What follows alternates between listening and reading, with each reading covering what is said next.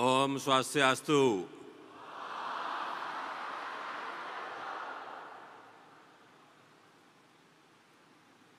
Assalamualaikum warahmatullahi wabarakatuh.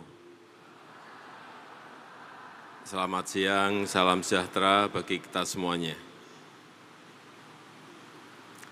Yang saya hormati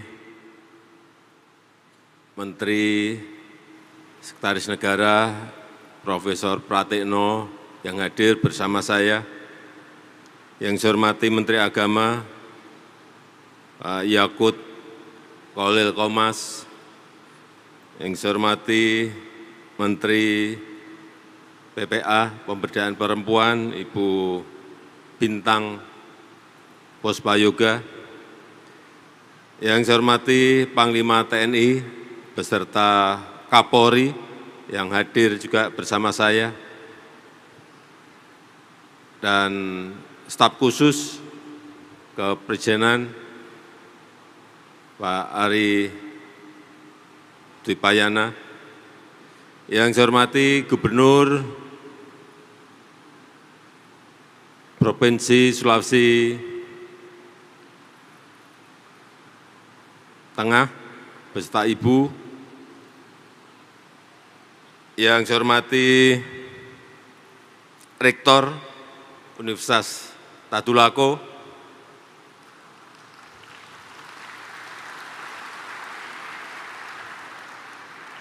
yang saya hormati Ketum-Ketum Cipayung Plus yang juga hadir,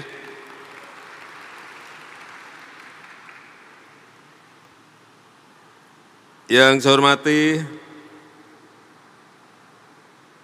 Ketua Umum PHDI Pusat,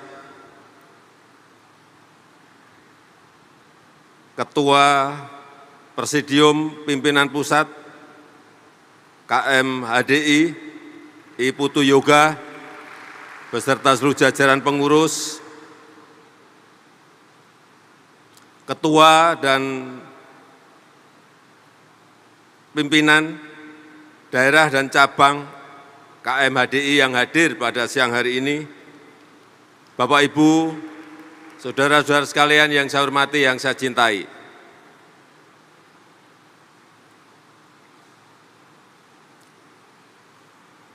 Palu ini dari Jakarta jauh sekali.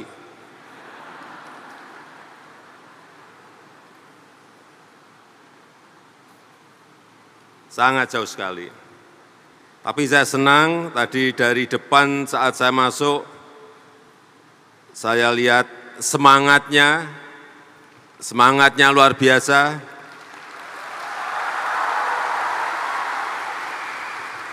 Kalau lihat yang semangat-semangat seperti ini, saya biasanya pengen bagi-bagi sepeda.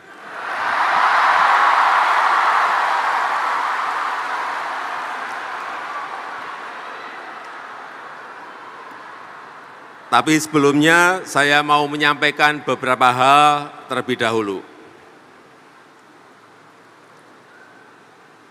Bapak, Ibu, dan saudara-saudara sekalian yang saya hormati, tantangan yang kita hadapi saat ini, tantangan dunia saat ini betul-betul tidak semakin mudah, tetapi kedepannya juga akan semakin menyulitkan, semakin sulit, bukan hal yang mudah. Kita tahu hampir 3 tahun pandemi, kita bersyukur bisa kita lewati dengan baik.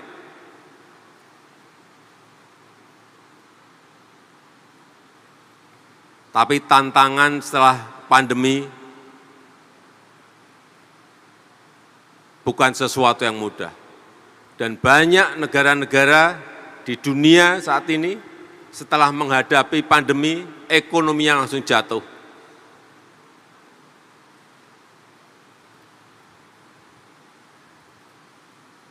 Saya bertanya kepada managing director-nya IMF, terakhir berapa negara yang menjadi pasiennya IMF? 96 negara. Hampir separuh negara di dunia sekarang ini menjadi pasiennya IMF. Artinya, sekali lagi, tantangan dunia saat ini semakin tidak mudah. Krisis ekonomi bisa mengatasi pandeminya, tapi nggak bisa mengatasi ekonominya.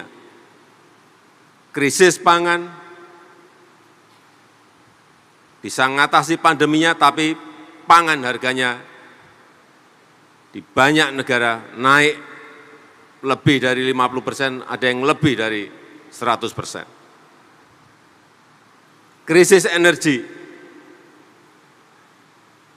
di beberapa negara di Uni Eropa, gas, BBM, naik bahkan ada yang sampai 700%. Kita kalau dinaikkan bensin 10% saja, mahasiswa demonya 2 bulan. Naik 20%, demonya 6 bulan. Itu ada yang naik gas sampai 700%. Bapak Ibu bisa bayangkan, saudara-saudara bisa bayangkan betapa tantangan dunia ini tidaklah mudah. Rivalitas dan geopolitik juga begitu. Tidak semakin mereda, tetapi semakin meningkat, memanas. Bukan hanya di kawasan di barat, perang Rusia dan Ukraina, tetapi juga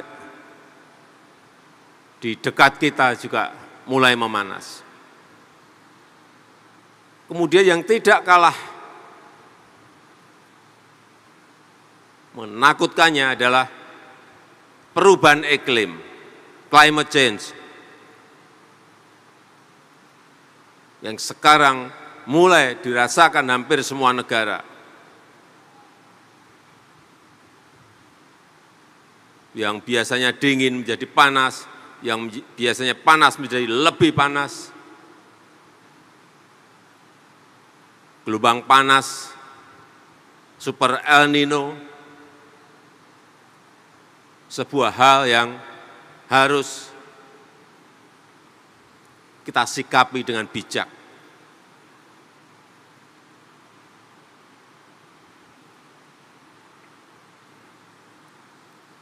Dan dalam ajaran Hindu ada yang disebut Trihita Kirana, Trihita Karana. Salah satunya adalah palemahan,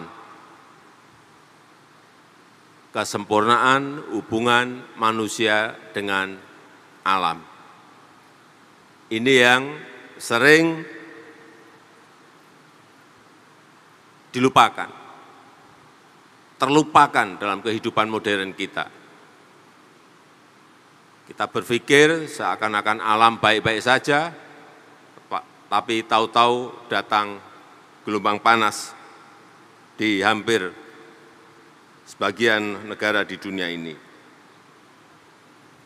Oleh sebab itu, kita semuanya sekarang ini hampir semuanya dihantui oleh yang namanya perubahan iklim. Semuanya.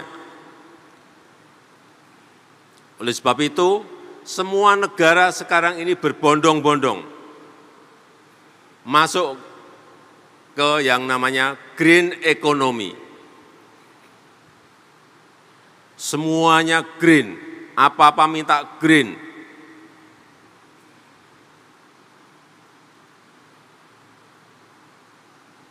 Ekonomi dunia sekarang ini transformasi ke green economy. Pembiayaan, pendanaan, sekarang juga sama, larinya ke untuk terutama industri-industri yang green, green industries. Penggunaan energi juga sama, beralih semuanya ke green energy.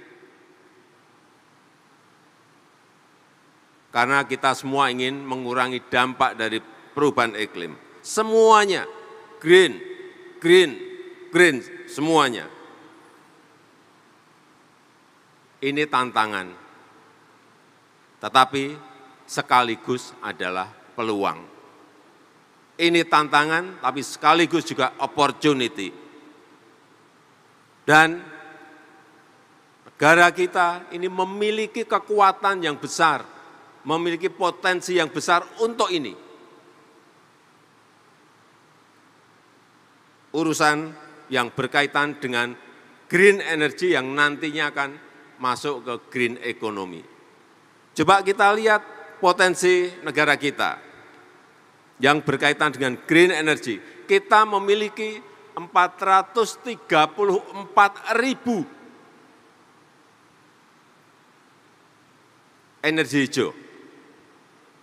Baik itu yang namanya geothermal, 24.000 megawatt, hydropower, sungai, karena kita memiliki 4.400 sungai, potensinya 95.000 megawatt, solar panel, matahari, lebih besar lagi, kita memiliki potensi 169.000 megawatt, angin, kita juga memiliki beberapa provinsi di Sulawesi sudah kita coba, hasilnya juga baik, kita memiliki 68.000 megawatt. Inilah potensi yang kita miliki, sehingga akan menarik investasi. Kita juga membangun Green Industrial Park, kawasan industri tapi hijau, seluas 30.000 hektar di Kalimantan Utara. Semuanya menggunakan energi hijau dari Sungai Kayan yang ada di sana. Kekuatan ini kalau kita gunakan betul, ini akan menjadi sebuah kekuatan negara kita. Karena negara lain tidak memiliki potensi energi yang seperti tadi saya sampaikan sebesar itu. 434.000 megawatt itu ada kekuatan besar.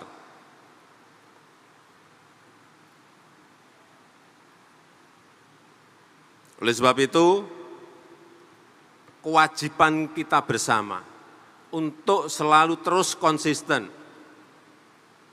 terhadap visi negara, utamanya visi taktis, strategi besar dalam bersaing dengan negara-negara lain.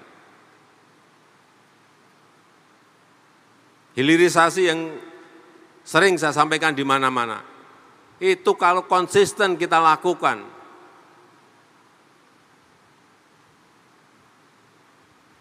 akan melompatkan negara ini menjadi negara maju. Sering saya berikan sebuah gambaran nikel. Sebelumnya kita ekspor dalam bentuk raw material, dalam bentuk bahan mentah. Per tahun nilainya kurang lebih 30-an triliun per tahun, ekspor hanya mentahan. Begitu mulai kita stop tahun 2020, stop ekspor harus dalam bentuk barang setengah jadi atau barang jadi. Melompat 1 tahun, angkanya menjadi 510 triliun.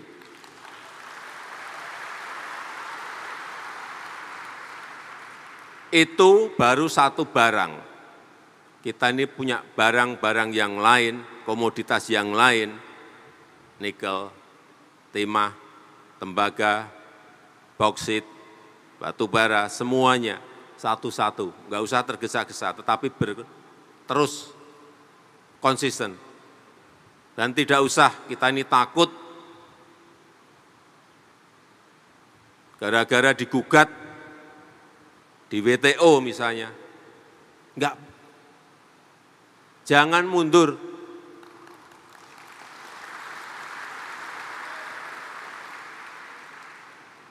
Pada saat kita stop tahun 2020, kita digugat oleh Uni Eropa, gugat di WTO. Tahun lalu kita kalah.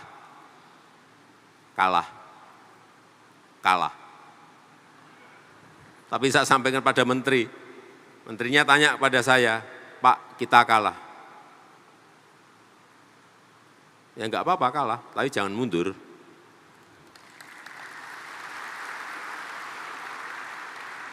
Saya perintahkan, banding. Kalah, banding. Udah. Yang ada di pikiran saya saat banding kan juga memerlukan waktu. Mungkin bisa 3 tahun, mungkin bisa 4 tahun, mungkin bisa 5 tahun. Industri kita sudah jadi. Sehingga fondasi kita kuat. Kalau kita digugat seperti itu, kita mundur. Sampai kapanpun negara ini tidak akan menjadi negara maju.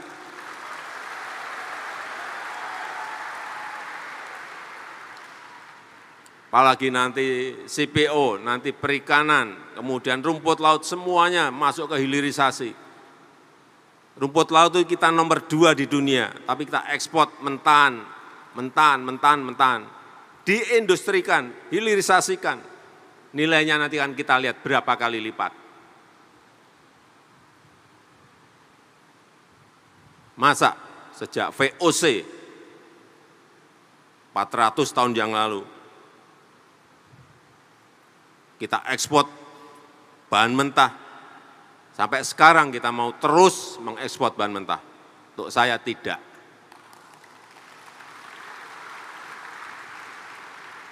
Kita sudah digugat oleh WTO, digugat ke WTO oleh Uni Eropa. Kita diberikan peringatan juga oleh IMF. Enggak. Menteri-menteri tanya ke saya, Pak ini ada terus, Pak ini ada tekanan, terus.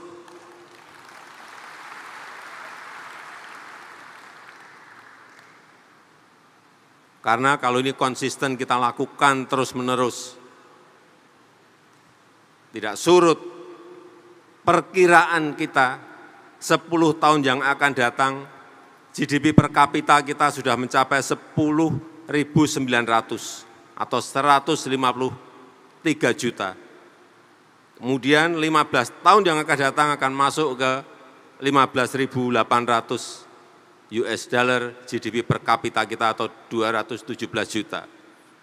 Dan pada saat Indonesia emas, hitungan kita sudah mencapai 25.000 US dollar income per kapita kita atau 331 juta. Artinya kita sudah masuk menjadi negara maju. Tetapi kalau konsisten, pemimpinnya tidak ragu-ragu, tidak penakut, maju terus, meskipun digugat, maju terus. Karena memang tidak akan ada negara manapun yang memberi kita karpet merah kalau kita tidak merebutnya sendiri. Enggak ada, jangan berharap itu.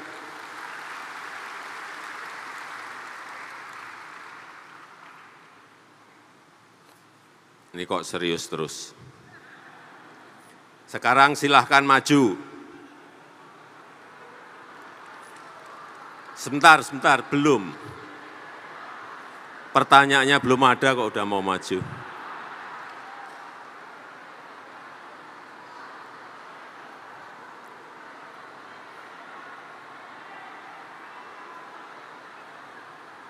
Saya sudah muter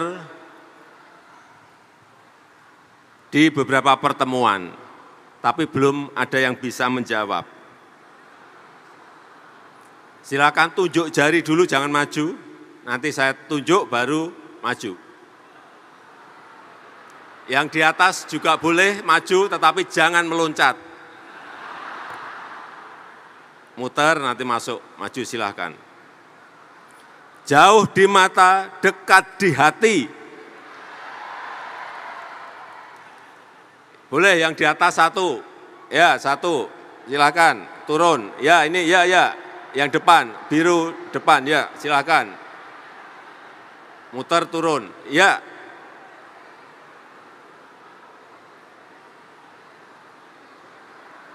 Jauh di mata, dekat di hati.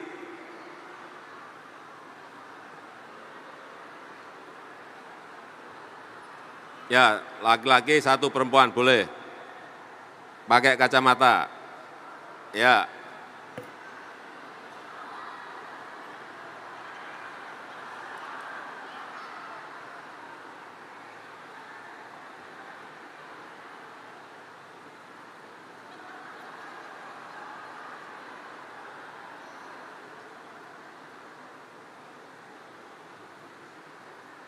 Silakan. Sini, Pak.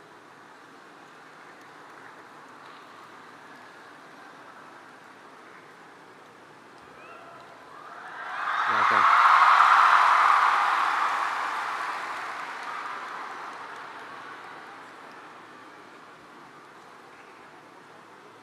Satu kanan, satu kiri, silakan.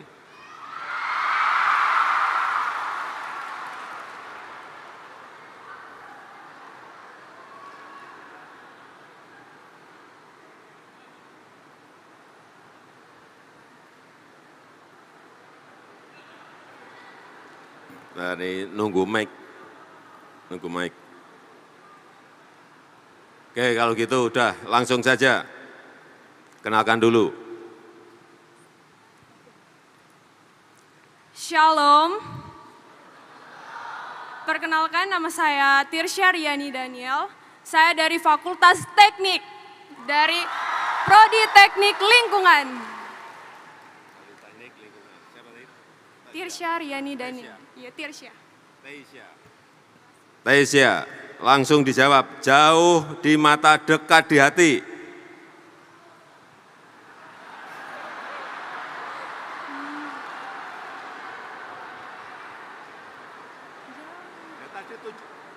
Tadi tunjuk-tunjuk gini apa tadi? Mau dekat saya aja ini, Pak.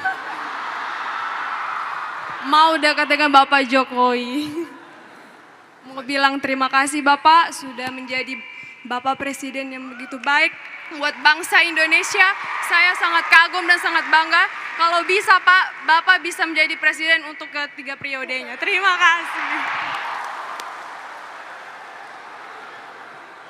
Itu konstitusi nggak boleh. Jauh di mata, dekat di hati, jawab. Bapak jauh di Jakarta tapi dekat di hati saya.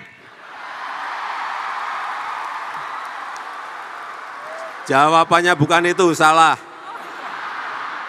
Silakan kenalkan.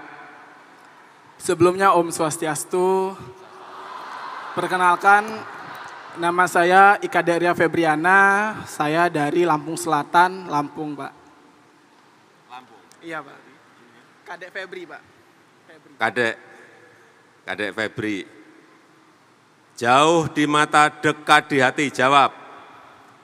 Kalau saya berpikir tadi singkatnya, saya pengen berpikir ibu saya Pak, karena sedang jauh tapi di hati selalu. Tapi kalau saya berpikir secara saintis, yang paling dekat dengan hati itu ada empedu Pak, tapi saya ngelihatnya jauh. Jawabannya yang tadi betul, ibu, betul. Tapi yang saya maksud jawabannya bukan itu betul, betul sekali. Tapi yang benar yang nomor 2, empedu. Benar. Cek.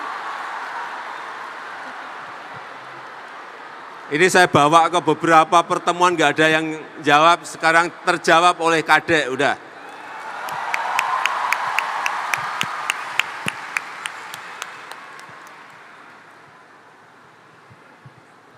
Untuk apa? Udah, jadi sudah terjawab, silakan kembali. Terima kasih banyak Bapak. Bapak bisa minta foto? Bapak bisa minta foto? Kalau boleh Pak. Iya, ini udah jawab kan, tadi saya janji sepeda ya, saya beri sepeda, udah. Saya Pak. Kalau Saya, foto Pak. berdua boleh nggak Pak? Foto bareng. Silakan kembali, apa? Minta foto berdua boleh tidak Pak? Udah dapat sepeda masih minta foto. Sama HP Bapak. Bapak sama. Ya boleh, ambil, cepat. Foto bertiga aja, foto bertiga selfie. Sini aku pegangin. Nanti kirim ya. Kamera belakang. Kamera depan aja. Lagi, Bapak bisa begini. Nah, Oke, terima kasih banyak Bapak. silakan Terima kasih kembali. banyak, Bapak. Sepedanya nanti diantar. Udah. Siap Pak.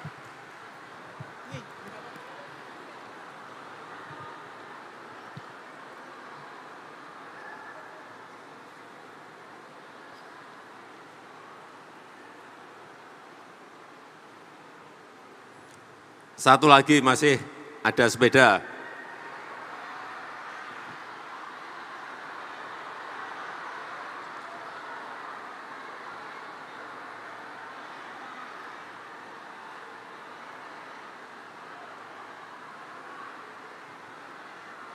apa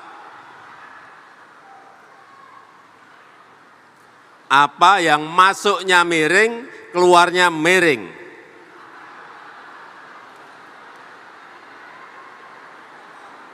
Ini harus siap jawabannya betul loh. Jangan sampai nanti maju hanya pengen deket saya aja. Boleh, nih. Ya, Mbak.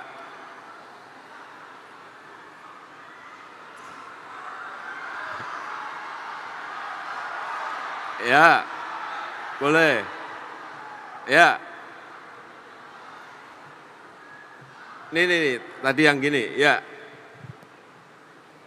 Ya, pakai kacamata, ya. Ya.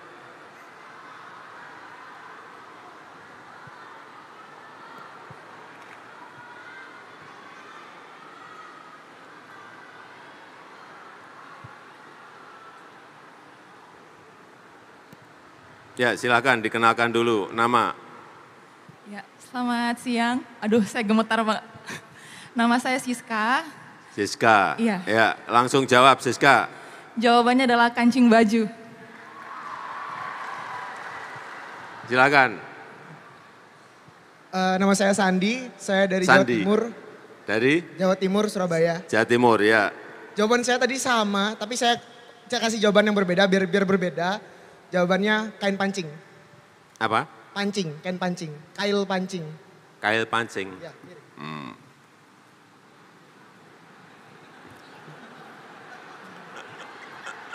Biar beda. Ya, sepedanya ke Siska, udah. Udah, silakan kembali. Jawabannya memang kancing. Iya. Pak, foto boleh ya? Ya udah.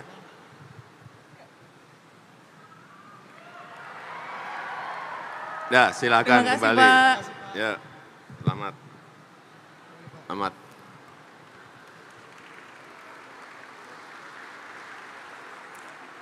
Jadi Bapak Ibu sekalian yang saya hormati, dalam mendukung momentum transformasi ekonomi hijau ini, saya minta KMHDI untuk mempersiapkan diri, mempelajari ilmu pengetahuannya, pelajari mengenai carbon trading, pelajari mengenai carbon market, pelajari mengenai climate entrepreneurship, pelajari mengenai waste recycling, pelajari mengenai baterai teknologi. Ini mestinya yang berkaitan dengan ini, universitas, perguruan tinggi juga harus berani menyongsong, membuat jurusan, membuat fakultas yang berkaitan dengan tadi. Pak Rektor.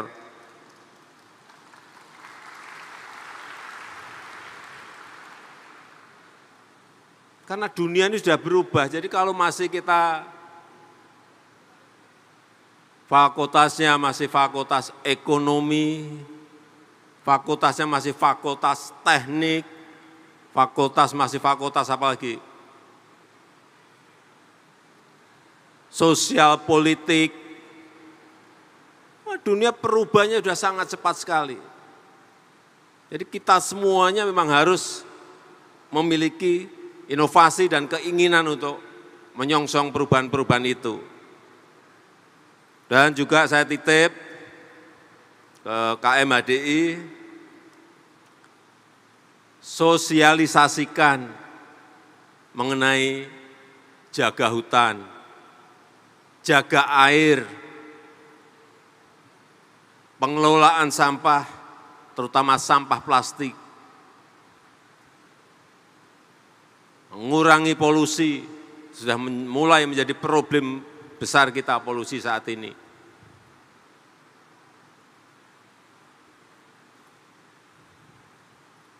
Saya rasa itu yang ingin saya sampaikan, dan dengan rahmat Tuhan Yang Maha Esa, pada siang hari ini secara resmi saya buka Mahasabha ke-13 Kesatuan Mahasiswa Hindu Dharma Indonesia tahun 2023. Terima kasih. Om Santi Santi Santi Om. Assalamualaikum warahmatullahi wabarakatuh. Dilanjutkan pemukulan alat musik gimba dan dimohon mendampingi Menteri Sekretaris Negara, Gubernur Sulawesi Tengah, Rektor Universitas Tadulako, dan Ketua Presidium PPKM HDI.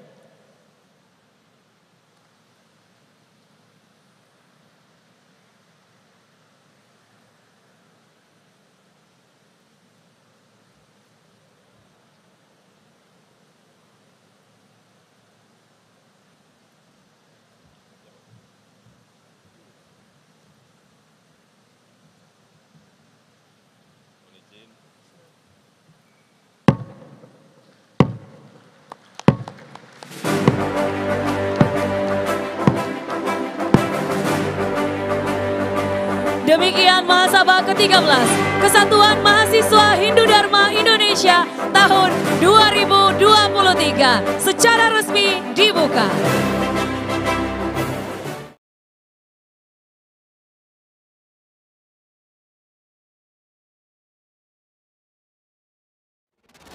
Sebagai negara besar harus berani melangkah, harus berani memiliki agenda besar untuk kemajuan negara kita, untuk kemajuan bangsa.